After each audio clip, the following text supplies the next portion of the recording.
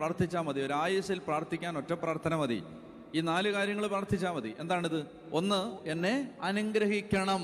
ഒന്നാമത്തേതാണ് എന്നെ അനുഗ്രഹിക്കണം. 2, എൻ്റെ അതിരുകൾ വിസ്തൃതമാക്കണം. 3, അങ്ങയുടെ കരം എന്നോടുകൂടെ ഇരിക്കണം. 4, വിപത്തുകളിൽ നിന്ന് എന്നെ കാത്തുകൊള്ളണം. ഈ 4 കാര്യങ്ങളാണ് യാബസ് പ്രാർത്ഥിച്ചത്. അവിടെ പറയുകയാണ്, അവൻ്റെ പ്രാർത്ഥന ദൈവം കേട്ടു.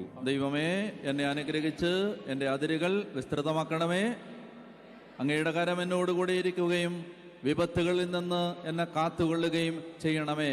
അവൻ്റെ പ്രാർത്ഥന ദൈവം കേട്ടു. അപ്പൊ ഇതാര് പ്രാർത്ഥിച്ചാലും ഈ പ്രാർത്ഥന ദൈവം കേൾക്കും.